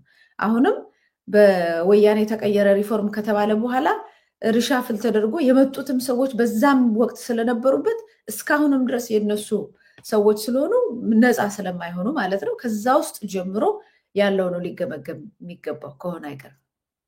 ይህንን እንግዲህ ያሉት የአብን ተወካይ ፓርላማ አባል ደሳለኝ ጫኔ ዶክተር ናቸው። አንድ ብቸኛ ሌላም አንድ ሁለት ሰው አናጣም። ግን በዋናነት ሁልጊዜ እነዚህ ነገሮች አላሳልፍም፣ ወንጀል ነው፣ ሰማይም ምድርም ህዝቡም ይስማልኝ ብለው እየተቃወሙ ያለውን ችግር እየገለጹ ዝርዝር መረጃዎችን እየሰጡ በዚህ ሁኔታ እየተጋፈጡ ይገኛሉ። መቼም በሁሉም አቅጣጫ ሰው አላጣንም፣ ሰው አለ። የፓርላማ አባላት እንዲያጸድቁት የቀረበው አዋጅም ተመሳሳይ መሆኑና ከመንግስት ተጠግተው የማይነግዱ ነጋዴዎችን ወይም ለመንግስት ፋይናንስ የማያደርጉ ግለሰቦችን ጭምር ለማጥቃት ሊውል እንደሚችል ስጋታቸውንም ገልጸዋል። የታወቀ ነው። እናንተ 60% ለታጣቂዎች እየሰጣችሁ ችግር የምታመጡት እናንተ ናችሁ ተብሏል። አሁን ደግሞ ህግ ወጥቶባቸዋል። ስለዚህ ተለቅሞ ይመታሉ ማለት ነው። ከዛ ሌላው እነሱ ቢፈልጉት ብቻ ባለሀብት ይነሳል። በዚህ አጋጣሚ አቶ ታዬ ደንዳ ያወጡት ኢንተርቪው ላይ አይታችኋል። አንዳንዶቹ ላይ የኦሮሞ ኢኮኖሚ ማበልጸጊያ ወይም የኦሮሞን ኢኮኖሚ ማሻሻያ የተባሉ ፕሮጀክቶችን ወደኋላ ቀርተዋል። ብዙ የተስማማንበት ነገር ነበረ፣ ወደኋላ ቀርተዋል እና በእነዚህ ጉዳዮች ላይም ጥያቄ ማንሳት የጀመርኩት የዛን ጊዜ ነው። ብዙ ሌብነትና ወንጀል መኖሩን አይቼ ጥያቄ ጠይቄ አልመልስ ሲሉኝ በሶሻል ሚዲያ ላይ እየሄዳችሁ ይህን ገዳ የሚባል አንድ ፕሮጀክት ነበር እና እሱን ገላን አካባቢ አንድ ፕሮጀክት ነበር። እሱን ስታስመርቁ ሌሎቹን ምን አረጋችሁት? 5 ዓመት 6 ዓመት 9 ዓመት ሞላው ምን አረጋችሁ የሚል ጥያቄ ጠይቄ ከዛን ጊዜ ጀምሮ ነው ጥርስ የተነከሰብኝ ያሉበት ነገር አለ። አሁን በእርግጥ ኬኛ ቤቨሬጅ ማለት ነው። ኬኛ ቤቨሬጅ አሁን ተመርቋል። በዚህ አጋጣሚ ኬኛ ቤቨሬጅ ብድር እንዳይሰጠን ተከልክሎ ምናምን ተብሏል። 9 ቢሊዮን ብር ነው ብድር የተፈቀደላቸው። ሁሉንም ወስደው 1 ቢሊዮን ብቻ ይቀራቸዋል። እሱ ደግሞ በሂደት ስለሚሰጥ ማለት ነው። ይህንንም እነሱ እንዳሉት ከስንቄ ባንክ ሳይሆን ከልማት ባንክ ነው። በሌላ መረጃ እንደዚህ ካሉ በኋላ ደግሞ በሌላ መረጃ ደግሞ ዜና ላይ ልማት ባንክ ይህንን የሰጠበትን ነገር በደንብ ሪፖርትም ሲወጣ ታይቷል ማለት ነው። እንደውም በመቆየቱ የተነሳ ችግር ስለገጠመን ሌላ ወደ 6 ቢሊዮን ብርም የጠየቁበት ሁኔታ ነው። ለምን? ለቢራ ፋብሪካ። ሌላው እንግዲህ ያው ማንኛውንም ለምርመራ ማለት ነው በአደባባይ እየቀጠቀጣችሁ ሃይላንድ እያንጠለጠላችሁ እየገረፋችሁ ከመግደል በስተቀር ነፍሱ አትውጣ እንጂ እንግዲህ በሞትና በህይወት መሀል እስኪሆን ድረስ እየቀጠቀጣችሁ ምርመራ ማካሄድ ትችላላችሁ ተብሎ ለመጀመሪያ ጊዜ ደግሞ በአደባባይ እንደዚህ ወጣ ነው። ወያኔም እኮ ደብቆ ነበር የሚያደርገው። የትኛውም የፖለቲካ ፓርቲ የማጥቃት ዓላማ እንደሌለ የገለጹት ምክትል ሰብሳቢው አገሪቱ እንዲሁም የፖለቲካ ማህደሩን ለማስፋት እየሰራች ነው፣ ተጠያቂ ይሆናል የተባለው የፖለቲታ ፓርቲ ቢሆንም ሽብርተኝነትን በገንዘብ ከረዳ ተጠያቂ ይሆናል። ማንም ሽብርተኝነትን ኢትዮጵያ ውስጥ ተመዝግቦ ሽብርተኝነትን በገንዘብ የሚረዳ አካል የፖለቲካ ፓርቲ ካለ እነሱ የሚያውቁት ነው፣ እነሱ ማያውቁት አይደለም። እነሱ በእነሱ ስር እዛ ለሸኔ ለምናምን የሚሰጠው እንደሆነ የታወቀ ነው። ከዛ ውጭ ፖለቲካ ፓርቲ ብለው ሊመቷቸው ያሰቧቸውን ሰዎች ነው እንግዲህ ዛሬ ለምሳሌ ኢህአፓ ወጥቷል፣ ረግጦ ወጥቷል። ስለዚህ አንደኛው ጥቃት ሊካሄድበት ይችላል ተብሎ ከሚታሰብ ውስጥ ነው። ሌሎችም እናት ፓርቲና ሌሎችንም ከዚህ በፊት አንድ ዶክመንት ላይ ወንጅለዋቸዋል። እነዚህ ሀገር ለማፍረስ እየተንቀሳቀሱ ያሉ ናቸው ተብሎ ወንጅለዋቸዋል። ከዛ ሁሉንም በቃ ማስቆም ማለት ነው። የእነሱ ፓርቲ ብቻ ሊቀጥል። በጣም እኮ የሚገርም መሀይምነት እኮ ነው። አንድ አባት ባለፈው የገለጽኩላቸው አባት ነበሩ። እንዴ ይቺ ሀገር የምትመራው በሁለት በሬና በአንድ ገበሬ ነው፣ ሌላ ቴክኖሎጂም አልደረስም፣ ምንም አናረግም። እሱንም ማሳጠታችሁን እንዴት ነው? እንደው መንግስት እኮ የሚገዛው ህዝብም ያስፈልገዋል። ህዝቡን ሁሉ ጨፍጭፋችሁን፣ እኛን ጨፍጭፋችሁ፣ እሱንም ገላችሁ፣ በድሮን በምን እየጨፈጨፋችሁን የምትገዙት ህዝብም ልታጡ ነው ወይ የምትፈልጉት? የምትገዙት ህዝብም ልታጡ ነው ወይ የምትፈልጉት? የሚል በጣም አንጀት ውስጥ የሚገባ ንግግር አድርጓል። በእርግጥ አባታችን አንድ ያልገባቸው ነገር በአንድ በሬና በሁለት በሬና በአንድ ገበሬ አማራ ክልል ምናልባት ሰሜን አካባቢ ወይም ደቡብ ምናምን ሊሆን ይችላል። ኦሮሚያ ክልል በሜካናይዝድ ፋርሚንግ ነው እንደምታዩት፣ ከፍተኛ የሆነ የስንዴ ምርት ወደ ውጭ እንልካለን ብሏል። ባለፈው ራሱ እኔ አይደለሁም ያልኩት፣ ሌላ ነገር ውስጥ እንዳገቡ ራሱ ጠቅላይ ሚኒስትሩ ለውጭ ግብፅን የሚበልጥ የስንዴ ምርት እናመርታለን ብሏል። የት? በሜካናይዝድ ፋርሚንግ እየተመረተ ገበሬዎች ትራክተር ነው የተሰጣቸው። ትራክተር ነው አይደል የተሰጣቸው? ሌሎቹ ገበሬዎች ምን ተሰጣቸው? ድሮን ነው የተሰጣቸው። ጥይት ነው በግንባራቸው ላይ ተኩስም አይደለም፣ በቤታቸው ላይ እሳት ነው የነደደባቸው። ማሳቸውን እንደዛ ጉስቁል ብለው ተራራ ላይ ምን ላይ በዛ ሁሉ መከራ የሰበሰቡትን ማሳ ላዩ ላይ እሳት ነው የተለኮሰባቸው አይደለም። ስለዚህ ልዩነትም እንዳለ እንዲታወቅ ነው። እና ይሄ ነው። ሌላው ግን በጣም አደገኛው ከዚህ በኋላ ማንኛውም ይሄ ወንጀለኛ መንግስት፣ ይሄ ወንበዴው መንግስት ወንጀለኛ ነው ብሎ ያመነውን ግለሰብ ለመመርመር የሚፈልገውን አይነት ወንጀል እንዲሰራበት የሚፈቅድ ረቂቅ ጸድቋል ማለት ነው። ባለፈው እኛ ሁሉ መተን እንዴት አቃቢ ቢሮ ውስጥ ባለፈው ታስታውሱታላችሁ፣ አንድ ልጅ ቢሮ ውስጥ ታስሮ እዛ ሲቀጠቀጥ እንደነበረ ኩላሊቱ ፌል እስኪያደርግ እየተቀጠቀጠ እንዲህ በቃ ምርመራ ሁሉንም ቢቸግረኝ ቢታመም ከህመሙ ብዛት በቃ ወንጀለኛ ነኝ እሰሩኝ፣ ከሌላው እስረኛ ጋራ ወስዳችሁ እስር ቤት እሰሩኝ፣ በቃ ሁሉንም ነገር ልመን እስኪል ድረስ ወጥቶ በፍርድ ቤቶች ላይ ኑዛዜውን ተናግሯል። እንዴት እንዲህ ይደረጋል? አቃቢ ቢሮ ውስጥ አስሮ እንዴት ይቀጠቅጣል ምናምን አለን አይደል? እሱ እኮ በቃ እሱ እንትን ሆነ፣ ቅንጦት ሁሉ ሊሆንብን ነው። እስካልሞተ ድረስ ሌሎችም ሀገሮች ያደርጉታል። እስካልሞተ ድረስ የሚያስፈልገውን ነገር ሁሉ አድርጎ መቀጥቀጥ ይችላል። ግለሰቡን ማውደም ማጥፋት ይችላል። ሲወጣ ግለሰቡ በአይምሮም በስነልቦናውም በአካሉም ተኮላሽቶ እስኪቀር ድረስ የሚፈልገውን አይነት ነገር መጠቀም ይችላል የሚል ጉድ የሚያሰኝ ረቂቅ ነው የወጣው። ይህንን ያደረጉት እንግዲህ እንዳልኳችሁ ነው፣ በአራዊት ሕግ የሚመሩት ወንበዴዎቹ ናቸው። ይሄ ምናልባት ለታሪክ የሚቀመጥ ነው። ከዛ ውጭ ምናልባት ለምንድን ነው ይሄንን ያደረጉት የሚል ጥያቄ ሊነሳ፣ ምን ነው በዚህ ደረጃ አበዱ? ምን ነው ህዝቡንስ ናቁት? በዚህ ደረጃ የሚታዘበን የለም። ታሪክ አይጠይቀንም። ጤነኛ የሚባል ሰው ምድሪቷ ላይ የለም። እንደፈለግን በእብደታችን እንደፈለግን እየፈነጠዝን ወደ ቁልቁል እንወርዳለን፣ በእብደታችን እንሄድበታለን ብለው ለምን አሰቡ የሚል ጥያቄ ሲነሳ ብዙ ሰዎች ተስፋ ቆርጠዋል። ተስፋ የቆረጡ ሰዎች ንግግር ነው የሚል ነገር አለ። ምናልባት አንድ ቪዲዮ ሲተላለፍ አይቼ ነበርና በደንብ አቀናብረውታል። ደርግ ከመውደቁ በፊት የነበረውን ነገር እሱን ልጋብዛችሁ። 1000 ዓመት ቢታገሉ 1000 ዓመት ቢታገሉ ስለማያሸንፉን 1000 ዓመት ቢወድቁ ቢነሱ ለውጥ ስለማያመጡ ያኛውን መንገድ ጥለው ወደ ሰላም እንዲመጡ በዚህ የተከበረ ጉባኤ በድጋሚ ጥሪ አቀርብላቸዋለሁ። ምንም አይነት ሁኔታ ድል እንደማያደርጉ ያውቃሉ።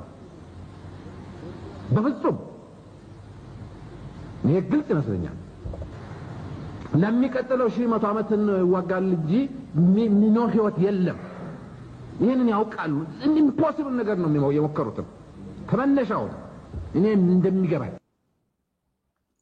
ሰው ለምን ካለፈ ለምን እንደማይማር አላውቅም። ወይም እብደት ውስጥ ሲገቡ እዛ ትራውማ ውስጥ ሲገቡ አይታያቸው መሰለኝ። በኔ ላይ አይደርስም ነው አይደል? በኔ ላይ አይደርስም፣ በሌላው የደረሰ በኔ ላይ አይደርስም፣ እኔ ልቃለሁ፣ እኔ ይሻላለሁ፣ ሌሎች የተሳሳቱን አልሳሳትም አይነት ነው።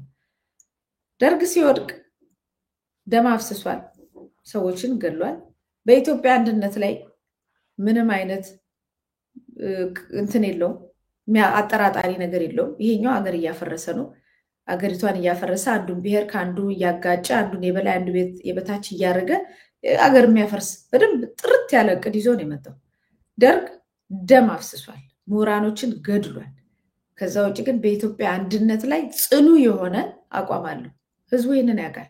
የሚዋጋው ደግሞ ከሀገር ገንጣዮች ነው፣ ከሀገር ገንጣዮች እና ተገንጣዮች ጋር ነው። ህዝቡ ይህንን ያውቃል። ከባድ ወንጀለኞች እየመጡ እንደሆነ ያውቃል። አገር ሊገነጥሉ መከራ ሊያደርሱ የሚመጡ እንደሆነ ያውቃል። ነገር ግን ያፈሰሰውን ደም ግን ይቅር ሊለው አልቻለም። ማህበረሰብ በተለያየ ቦታ ላይ ትምህርትን በማስፋፋት ትላልቅ ድርጅቶችን በመገንባት ገበሬውን በማገዝ መካናይዝድ ፋርሚንግ በመጀመር የኢትዮጵያ ህዝብ እነሱ እንደሚሉት ብሔር ምናምን የብሔር ጉዳይ ወደ 15 የሚሆኑ ብዙ ህዝብ የሚናገራቸውን ቋንቋዎች ሰፊ ጥናት ተደርጎ አስጠንቶ ወደ መሀል ለማምጣት እየሰራ ያለበት ሁኔታ ነበር። ከዛ ውጪ አንዲት ኢትዮጵያ ወይም ሞት እንደውም ከሌሎች አገራት ጋር በሱዳን ብሎ በዛ በሁሉም አቅጣጫ ላይ ኢትዮጵያን የሚነካ ማንም አካል እንዳይኖር የሚያደርግ ጠንካራ ሀገርን የመጠበቅ ሉዓላዊነትን የመጠበቅ አቋም ነበር። ህዝብ ግን ተቀይሞታል። በቀይ ሽብር በነጭ ሽብር በምናምን ይሁን ማንም ተሳታፊውን በዛ ስልጣን ውስጥ የነበሩ ሰዎች ገድለዋል፣ ጨፍጭፈዋል። ከእናት ጉያ እየወሰዱ ልጆችን ገድለዋል። ያቂም አለ፣ የማይሻር ቂም ነው። የፈለገ ነገር እንኳን ኮሪደር ልማት አይደለም በኢትዮጵያ ምድር ላይ የፈለገ ነገር ብትገነቡ ከሰው ልጅ ህይወት ያውም ከአንዱ ከብዙ አይደለም ከአንድ የሰው ልጅ ህይወት አይበልጥ። ይሄ ነው የማይበልጥ ነገር ላይ ነው የምታወዳድሩት። ደርግ ይሄንን ሁሉ ነገር አድርጎ ነበር። ህወሓቶች ደግሞ ጥቂት ናቸው ጫካ የገቡት፣ ሀገር አይደሉም። በእርግጥና ሻዕቢያም አብረው ነበሩ። ሰራዊቱ ከአፍሪካ አንደኛ የተባለ ሰራዊት ነው። ጠንካራ ነው፣ በኢትዮጵያዊነቱ ጽኑ ነው። ነገር ግን ብዙ ክፍተቶች ተፈጠሩ። ለውጥ ፈለገ ህዝቡ። በቃ ሰለችን፣ ግድያ፣ ትራውማ፣ ጦርነት፣ አምባገነንነት ደግሞ እኔ ያልኩት ካልሆነ ልክ እንደ አብይ አህመድ እኔ ያልኩት ካልሆነ በሚል አምባገነንነት ላይ ሰው ፍርድ ሰጠ። በእርግጥ የውጭ አስተዋጽኦች በጣም አሉ። አሁን እንደምታውቁት አሁንማ እንደውም የዛን ጊዜ አሁን በጣም ነው ያለው የውጭ ጣልቃ ገብነት። የዛን ጊዜ በጣም ሰፊ የሆነ የውጭ ጣልቃ ገብነት ነበር። ስለዚህ ሰራዊቱ መሳሪያውን እንደተሸከመ ጦርነቱን ተው፣ እነሱም ገቡ። ፈረንጆቹም እዚሁ ለንደን ከተማ ላይ አዲስ መንግስት መሰረቱ ለኢትዮጵያ። ህዝቡም ሲገቡ ግቡ እስቲ ትቀየሩ ይሆናል፣ ግቡ ሀገሪቷን እስቲ ደግሞ እናንተ የተሻለ አድርጓት ብሎ ፈቀደላችሁ ለነዛ ገንጣዮች፣ ሀገር ገንጣዮችና ወንበዴዎች። ከዛ እነሱ ደግሞ ቆዩ። እነሱ ከቆዩ በኋላ ህዝብ አምርሮ ጠላቸው ባደረጉት ወንጀል ስለዚህ አብይ አህመድ ከማን ተለይቶ ነው እሱ የማይወድቀው ህዝብ የማይጠላው ከስካሁኑ ከተናገርኳቸው ነገሮች ሁሉ እጅግ የከፋ ወንጀል የሰራ ህዝብን የሰደበ ህዝብን የሚጠላ ብሔር መሰረት አድርጎ የሚጨፈጭፍ ህዝቡን በረሃብ በጉስቁልና በጦርነት እያወደመ ያለ በዙሪያው ባሉት ሀገራት ኢትዮጵያኖች እንዳይከበሩ ያደረገ ከማንም ጋራ በሰላም እንዳንኖር ያረገ እንደዚህ አይነት እንደ ቀኝ ገዢዎች እንኳን የሚቆኑበት እንደዚህ አይነት ጥርት ያለ ጠላት በኢትዮጵያ ምድር ላይ ቁጭ ብሎ ይሄን ህዝብ ደሙን ያስለቀሰው ደሙን ያፈሰሰ በዛ ደግሞ እየተሳለቀ ሽርሽር ጌጣጌጥ ነገር እያመጣ በኢትዮጵያ ህዝብ ረሃብና ደም መፋሰስ ላይ እየተሳለቀ ደርግ ወድቆ እሱ የሚቆይበት ነገር ምንድነው? ሺህ ዓመት የሚነግስ ምንድነው? እሱ እንደተባለው የሆነ ንግርት ምናምን ጠንቋይ ስለነገሩ በጣም ሞኝነት ነው። ለማንኛውም ይሄ ዩኒቨርሳል ትሩዝ ነው። በቃ ይሄ እውነት ነው። ፀሐይ በምስራቅ እንደምትወጣው ሁሉ ማንም ሰው ይመጣል ይሄዳል። ዘላለም ንጉስ ሊሆን አይችልም። በእርግጠኝነት እሱ እንደ ማቱሳላም ረጅም ዓመት ሊኖር 100 ዓመት 200 ዓመት 700 ዓመት ሊጨመርለት ሊኖር የሚችል አይነት አድርጎ ሊያስብ ይችላል። እና አይምሮውን በጣም ስለምጠራጠር ስለዚህ 1000 ዓመት ሲል 1000 ዓመትም እኮ ሊኖር ይችላል ብሎ ሊያስብ ሁሉ ይችላል። እንደ ሰው አልፋለሁ ሁሉ ብሎ ሊያስብ ይችላል።